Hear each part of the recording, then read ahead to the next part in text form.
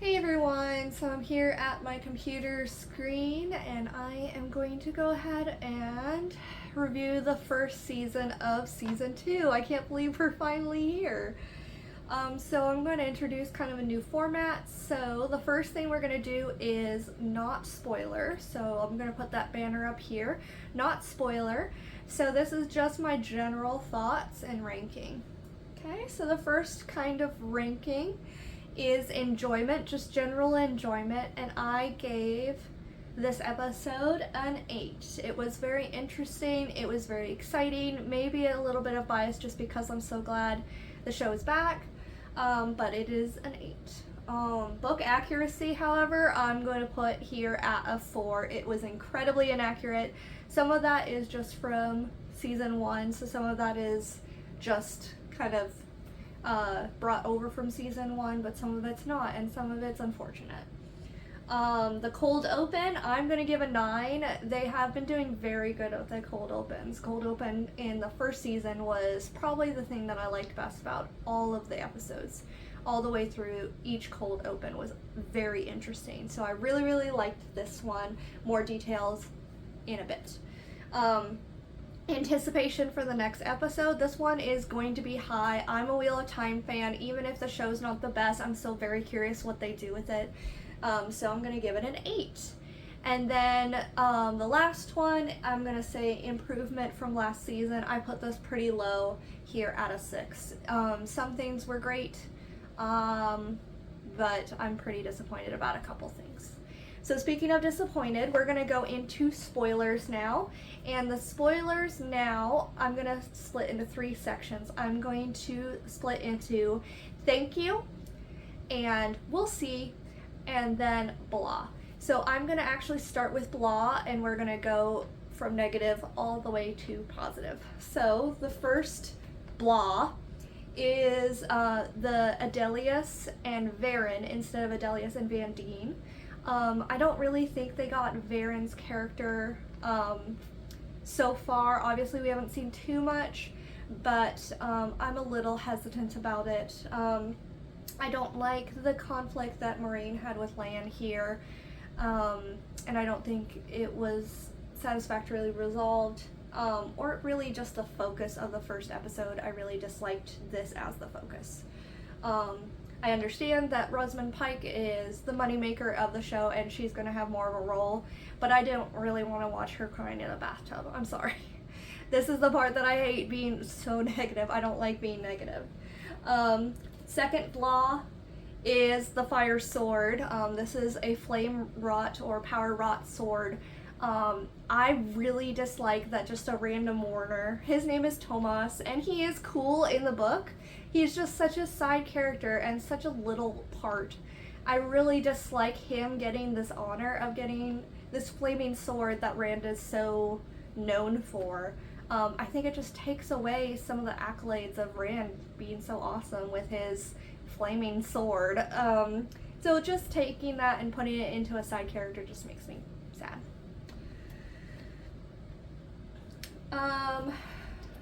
Next one is my biggest and final blah. They took my favorite scene from book 2 and gave it to Leandrin. That was the only thing from episode 1 that really got me so upset I almost turned it off. I was so mad. I adore the scene. It's in the books with Swan on a boat, and Nynaeve has a thing about boats, and I adore that interaction with her in the Amyrlin seat, and for them to give it to Leandrin, who's first of all a villain, second of all doesn't give a crap about her, third of all like is so manipulative, and it just changes the entire tone of this scene. That I love this scene in the book. It is so funny and so interesting, and you learn so much from it about all 3 characters, Nynaeve, Egwene, and the Amyrlin seat. And I just absolutely hate that they gave it to Leandrin. I was so upset when this happened. That brings us to the we'll see category. This category, I'm just reserving judgment for when we know a little bit more. I think I might like it, I may hate it, so we'll see what happens. So the we'll see category, the first one is Matt being in the dungeon with Leandrin, torturing him mentally. I like how evil it makes Leandrin seem. I like seeing Matt, the new Matt. I'll be interested to see. Part of me just thinks that they're doing this just because Matt needs to hate the Aes Sedai and they want to give more of a reason for that. I think cultural reasons just fine. Just a cultural reason for him hating Aes Sedai, but if they want to give him more of a reason, I guess that's fine. I'm just wondering where they're going to take it. I feel like it could go in a really good direction or a really, really bad direction. The next we'll see is this character here. I just want a discussion.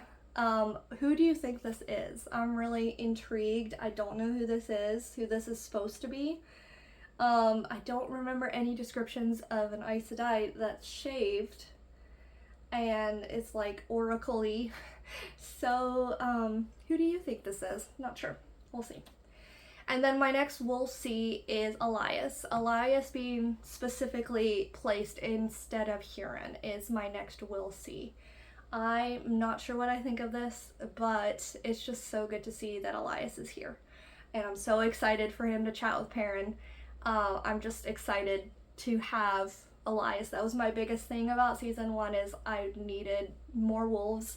And so wolves, I think, are going to happen, which is lovely. But Huron is a really good character. So this is actually one I kind of predicted. I predicted that we would see Elias instead of Huron when we got the casting for Elias and not for Huron. I just kind of figured they were going to put those two characters together. So I was right. I don't think that's horrible. I just feel like they could. We'll see what happens. We'll see what happens. My first thank you, showrunners, for giving us a previously on. I'm sure every show does this, but for me, I haven't had time to watch all of season 1, so it was nice to be reminded what happened. The next thank you was for this beginning, the Dark One social. Obviously it's different from the books, but I'm so glad that they put the effort into actually doing a Dark Friend social. It was short, which was sad because it's so long in the books. We don't see a White Cloak either, which I'm sad about. But we see a lot of really cool Easter eggs, which I'm really excited about. Alright, next thank you is seeing Bail Dolman. I'm sure everyone's talking about this. It's so nice to hear him as soon as he said, I do be, or they do be.